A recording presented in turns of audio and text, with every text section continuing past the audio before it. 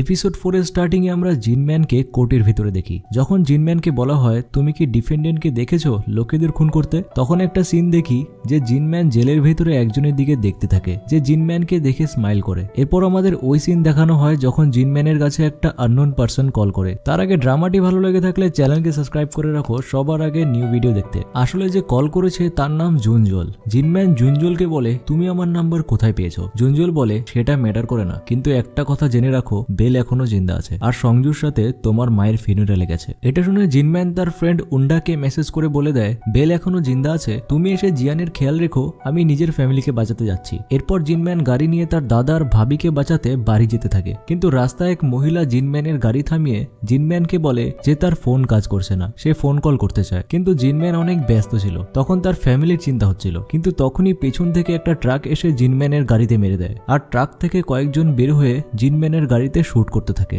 But এখানেই সিনটা কাট হয়ে যায়। এরপর সিন শিফট হয় প্রেজেন্টে, যেখানে মিনহাই ওই শেডের ভেতরে সবার সাথে ফাইট করতে থাকে আর নিজের ফাইটিং স্কিলস দিয়ে সবাইকে মেরে ফেলে। এরপর আমরা তাকে দেখতে পাই যে জংমিন আর জিয়ানের দিকে বন্দুক ধরে দাঁড়িয়ে আছে। তখন সে তাদের দুজনকে হাতে হ্যান্ডকাফ পরতে বলে, কিন্তু জিয়ান চালাকি করে তাকে ধরে ফেলে। এরপর কিছুক্ষণের ভেতর বেহুশ করে দেয়। এরপর জিয়ান দেখে ওই লোকটা জিয়ানের উপর নজর রাখার জন্য তার স্কুলে সব জায়গায় ক্যামেরা লাগিয়ে রেখেছিল, এমনকি বাথরুমের ভেতরেও ক্যামেরা ছিল। এটা দেখার পর জিয়ানের অনেক রাগ উঠে পড়ে। তখন জিয়ান ওই ছেলেটার উপর বন্দুক ধরে বলে যে তুমি কে আর তোমাকে এসব করার জন্য কে বলেছিল। তখন ওই ছেলেটা বলে এখন এসব ম্যাটার করে না, কিন্তু বাইরে মিনহাইয়ের সবগুলি খতম হয়ে গেছে, এখন যদি আমরা তাকে গুলি না দিই তাহলে ওর সাথে সাথে আমরাও মারা যাব। তো জিয়ান বলে আগে আমি যেটা জিজ্ঞেস করেছি সেটার অ্যান্সার দাও। তখন আমরা একটা ফ্ল্যাশব্যাকে দেখতে পাই একটা অন্ধকার রুমের ভেতর ওই ছেলেটা বসে থাকে। তখন সেখানে একজন আসে, কিন্তু তার ফেস দেখতে পাই না। এরপর সিন প্রেজেন্টে চলে আসে আর ছেলেটা জিয়ানকে বলে তুমি এখানে 26 জানুয়ারি 2009 এসেছিলে, কিন্তু আমি তোমার আগে থেকে এখানে আছি। তখন জংমিন একটা কাপড় নিয়ে ওই ছেলের মুখে গুজে দিয়ে বলতে থাকে এ শুধু আমাদের সময় নষ্ট করছে আর কিছু না। তখন থেকে দেখছি বকবাস করে চলেছে, কিন্তু এরপর সেই ছেলেটা তাদের চোখে ধুলো দিয়ে সেখান থেকে পালিয়ে লুকিয়ে পড়ে। তাকে দেখে জিয়ান তার পেছনে যায়। এরপর জিয়ান আর জংমিন দুজনেই তাকে খুঁজতে থাকে। বাট তখনই ওই ছেলেটা ঠিক জিয়ানকে পেছন থেকে অ্যাটাক করে, বাট জিয়ান তাকে দেখে সরে যায়। কিন্তু সরার সময় জিয়ান একটা বক্সের ভেতরে পড়ে যায় আর তখনই ওই ছেলেটা বক্সটাকে লাগিয়ে দেয়। এরপর ছেলেটা সেখানে লাইট অফ করে দিয়ে জংমিনকেও ধরে ফেলে। তখন যে বক্সের ভিতরে জিয়ান আটকে ছিল সেই রুমের মধ্যে মনিটর লাগানো ছিল, যেখানে জিয়ান দেখতে থাকে ওই ছেলেটা জংমিনকে বেঁধে রেখেছে। এরপর ছেলেটা জিয়ানকে বলে তার সামনে থাকা ড্রয়ারের একটা বুক আছে সেটা বের করে দেখতে। তখন জিয়ান দেখে ওই বুকটাতে মার্ট দ্য হেল্প ওয়েবসাইটের বিষয়ে, মানে জিয়ানের আঙ্কেলের ওয়েবসাইটটার ব্যাপারে লেখা ছিল। সেখানে কিছু রুলসও লেখা ছিল, যেমন যদি কোনো কারণে জিনম্যান গায়েব হয়ে যায় বা জিনম্যান মরে যায় তাহলে জিনম্যানের পর মার্ট দ্য হেল্প ওয়েবসাইটকে জিয়ান হ্যান্ডেল করবে। তখন ছেলেটা বলে আমি মার্ট দ্য হেল্পের এমপ্লয়ি হিসেবে জিয়ানের ফুল প্রোটেকশন করব আর জিয়ান যেভাবে বলবে সেভাবেই কাজ করব। এরপর ছেলেটা জিয়ানকে জিজ্ঞেস করে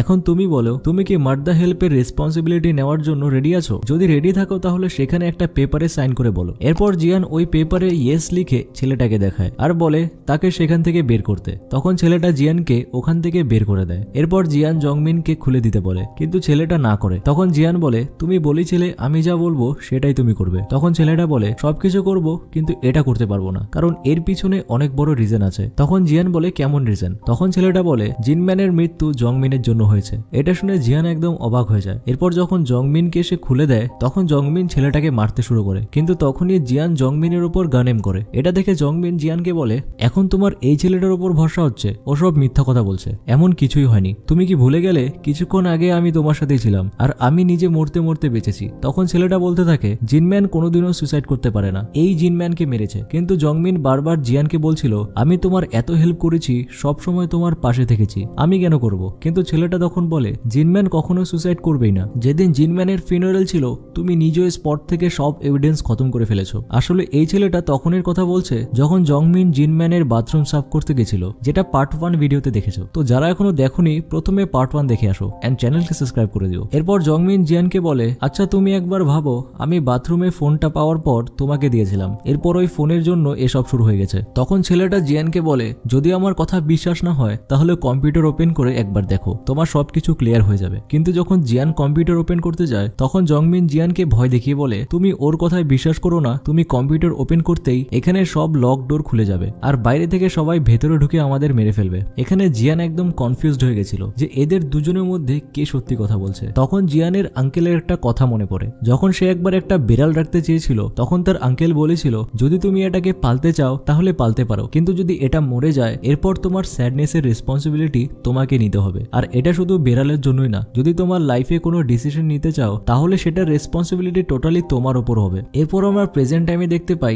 জিয়ান কম্পিউটার ওপেন করে দেখে না, আর এদিকে মিনহাইয়ের সব গুলি শেষ হয়ে যায়। তখন সে ওই ছেলেটাকে বলে, তুমি কিছু গুলি আর মেডিসিনস মিনহাইকে দিয়ে আসো। কিন্তু তার আগে ছেলেটা জিয়ানকে একটা চশমা দিয়ে বলে, এটা তোমার জন্য গিফট। এটা দিয়ে সে পাসকোড মেরে বাইরে চলে যায়। তখন মিনহাই তাকে দেখে তার উপর গান এম করে আর জিজ্ঞেস করে, তুমি কে? তখন ছেলেটা মাস্ক খুলে মিনহাইকে দেখায়। তাকে দেখে মিনহাই বলে, আরে তোমাকে অনেকদিন পরে দেখছি, তুমি তো অনেক বড় হয়ে গেছো। আর এদিকে জিয়ান জংমিনকে বলে, তুমি ঠিক আছো তো? তখন জংমিন জিয়ানকে হাক করে বলে, আমাকে চুজ করার জন্য থ্যাংক ইউ। এরপর জংমিন বলে, আমি ওই ছেলেদের মধ্যে একজন ছিলাম যে তোমাকে ছোটবেলায় স্টোরেজ রুমে বন্ধ করে দিয়েছিল। এটা বলতে বলতে জংমিন একটা ইনজেকশন জিয়ানের বডিতে ইনজেক্ট করে দেয়। তাতে জিয়ান আস্তে আস্তে বেহুশ হতে থাকে। জংমিন এখানে সোজাসুজি জিয়ানের সাথে বিশ্বাসঘাতকতা করেছে। এটা দেখে জিয়ান জংমিনকে বলে, তাহলে তুমি আসলে কে? কিন্তু জংমিন জিয়ানকে দেখে স্মাইল করতে থাকে। আর এপিসোডটা এখানেই দি এন্ড হয়ে যায়। আই হোপ ইউ গাইস তোমাদের ড্রামাটি ভালো লাগছে। ভিডিওটা ভালো লাগলে লাইক করে দাও আর চ্যানেলকে সাবস্ক্রাইব করে দাও। সো কিপ ওয়াচিং, দেখা হচ্ছে নেক্সট ভিডিওতে।